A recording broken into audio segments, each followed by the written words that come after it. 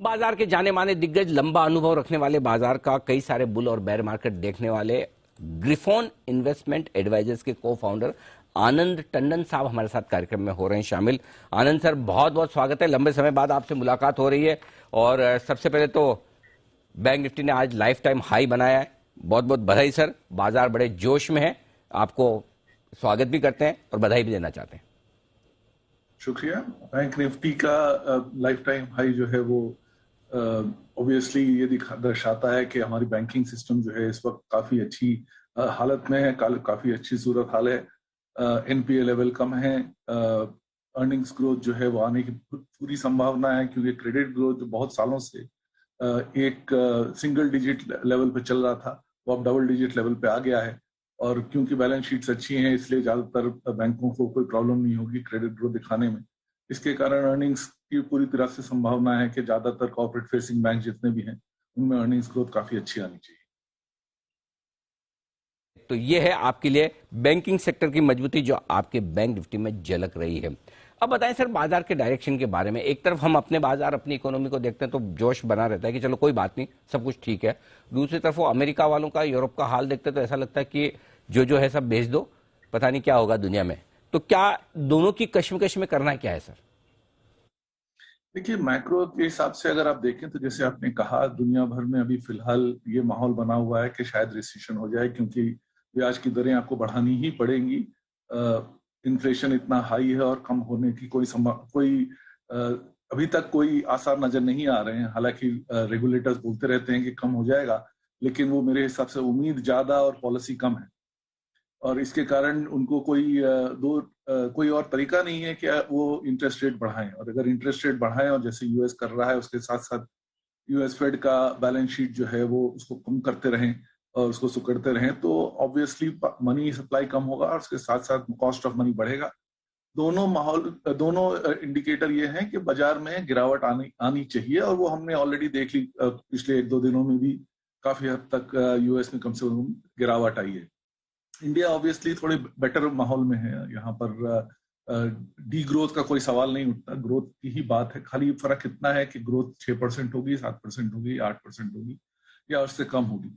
अब उसमें एक सबसे बड़ा रिस्क ये हो जाता है कि हमारी ज्यादातर ग्रोथ की जो संभावना है वो पीएलआई जैसे क्षेत्रों से आ रही है, क्योंकि गवर्नमेंट ने अच्छा पॉलिसी बनाई है जिससे आप प्रोडक्शन लिंक इंसेंटिव दे रहे हैं। तो काफी कंपनियों ने अपना कैपेक्स प्लान अनाउंस किया है और उसके साथ साथ ये उम्मीद लगा के बैठे हैं कि एक्सपोर्ट भी काफी आप बढ़ा लेंगे। अगर ग्लोबल मार्केट्स कम होते हैं या ग्लोबल डिमांड कम होती है तो ये एक्सपोर्ट का जो बढ़ने की इच्छा हम व्यक्त कर रहे हैं उसमें काफी हद तक एक कैप लग सकता है, और उससे जो है ऑब्वियसली हमारी ग्रोथ भी यहाँ पर कम हो जाएगी। तो इस वक्त बाजार में थोड़ा सा आपको रिस्क अवर्स रहना चाहिए। जो लेवल मार्केट ऑलरेडी पहुंच चुका है वहां पे यहाँ से बहुत ज्यादा अपसाइड नियर टर्म के लिए, एटलीस्ट अगले 6-8 महीने के लिए मुझे नहीं लगता कि आपको बहुत ज्यादा तेजी मिलेगी एट एन इंडेक्स लेवल। बाकी आपको अगर निवेश करना है तो ऑब्वियसली आपको ऐसे कंपनियों को देखना पड़ेगा या ऐसी स्टॉक्स को खोजना पड़ेगा जहां पे ग्रोथ बरकरार रहने की काफी ज्यादा संभावना है। और जैसे मैंने कहा अभी, public sector banks, corporate facing banks ऐसा एक क्षेत्र है जहां पे अभी भी ग्रोथ आ सकती है। ओके, तो चलिए, ये आपके लिए सारे सेक्टर्स ऐसे हैं जहां पर आपके लिए मौके बराबर बनेंगे इन्वेस्टमेंट करने के। लेकिन कुछ ऐसे सेक्टर्स भी हैं जो अंतर्राष्ट्रीय बाजारों से ज्यादा जुड़े हुए हैं, चाहे वो आईटी ले लें, फार्मा ले लें, मेटल्स ले लें, ये अच्छा नहीं कर रहे हैं। भाव सस्ते हैं, वैल्यूएशन ठीक है, लेकिन डर है, यहां खरीदना है या अभी रुकें सर? अगर नियर टर्म के लिए आप देखें तो जैसे मैंने कहा, ग्लोबल मार्केट्स में थोड़ा सा नेगेटिव आउटलुक इस समय बनता है, और इसके कारण एक्सपोर्ट के ऊपर बहुत ज्यादा निर्धारित करके अपना पोर्टफोलियो, मुझे नहीं लगता आपको बहुत ज्यादा फायदा होगा। अब अगर पोर्टफोलियो अप्रोच लेंगे तो ऐसा भी नहीं करना चाहिए कि आप कोई भी क्षेत्र से पूरी तरह से निकल जाएं, अनलेस आपको बहुत ही ज्यादा नेगेटिव व्यू है उसके ऊपर।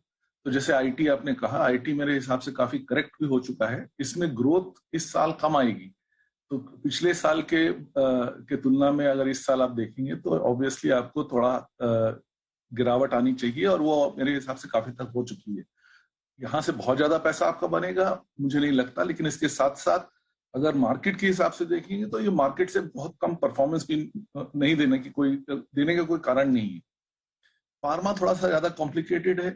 जहां तक एक्सपोर्ट का सवाल है, अभी फिलहाल ऑटो एंसिलरी प्रोबेबली सबसे बेस्ट पोजीशन में है जहां तक एक्सपोर्ट का हिसाब किताब है, क्योंकि वहां पर अभी चाइना प्लस वन पॉलिसी के अंदर भी, और क्योंकि लोगों को डाइवर्सिफाई करना है, कई ज्यादा जगह सोर्सिंग का, एक ही कंट्री है जहां पर साइज के हिसाब से और एक्सपोर्ट आउटलुक के हिसाब से हम ग्लोबली मार्केट को सप्लाई कर सकते हैं। तो वो एक क्षेत्र है जहां पे for example export oriented companies में आप निवेश अभी भी कर सकते हैं। एक्सपोर्ट ओरिएंटेड कंपनीज में अभी भी पैसा लगाने का मौका बन सकता है, क्योंकि रुपए की कमजोरी का भी फायदा है। और कहां सर आपको लग रहे हैं अच्छे इन्वेस्टमेंट के मौके जहां पर फोकस करना चाहिए? देखिए, डोमेस्टिक मार्केट में भी जैसे मैंने कहा, अभी 2-3 जगह पे हैं जहां पर इनकम में कोई खास प्रॉब्लम नजर नहीं आती है। एक तो ये है, अगर आप देखें, जो बोलते हैं अफोर्डेबल लग्जरी, तो मिडिल क्लास या हायर अपर मिडिल क्लास में इनकम का कोई प्रॉब्लम नजर नहीं आ रहा है। फार्मिंग में थोड़ी सी प्रॉब्लम आ सकती है, क्योंकि जिस तरह से मानसून रहा है वो कई कई जगह पे बहुत ज्यादा रहा है, कई जगह पे बहुत कम रहा है। इस साल शायद क्रॉप थोड़ा सा कम रहेगा और इसके कारण रूरल इनकम्स के ऊपर थोड़ा सा नेगेटिव प्रभाव पड़ सकता है। लेकिन अगर आप अर्बन इनकम में देखें और जहां तक अपर मिडिल क्लास में देखें, तो वहां पर कोई खास प्रभाव नहीं है। और ये हमने देखा, फॉर एग्जाम्पल एसयूवी की डिमांड जो आप देख रहे हैं, फॉर एग्जाम्पल काफी सॉलिड है, हालांकि टू व्हीलर्स में वीकनेस है। तो इस तरह के संकेत आ रहे हैं कि जो अफोर्डेबल लग्जरी एरिया है, कंज्यूमर ड्यूरेबल है, वो सब जगह पे अभी भी काफी हद तक डिमांड आ रही है। हाउसिंग, स्पेशली रिटेल हाउसिंग जो है, वहां पर भी डिमांड अभी फिलहाल ठीक ही है। हालांकि दाम बहुत ज्यादा कई जगह काफी बढ़ चुके हैं, लेकिन उसके बाद भी अभी डिमांड रहेगी। तो मेरे हिसाब से अगले 1 साल के लिए वहां पर भी देखा जा सकता है। और हाउसिंग जब चलती है तो उसके साथ साथ हाउसिंग रिलेटेड सारे सेक्टर्स चलते हैं। तो वो भले ही बिजली, पंखा, एसी, टेलीविजन, ये सब जो है, मेरे हिसाब से डिमांड ठीक ठाक आनी चाहिए। तो कंज्यूमर फाइनेंस भी एक क्षेत्र है जहां पर आपको परफॉर्मेंस काफी ठीक ठाक मिलनी चाहिए।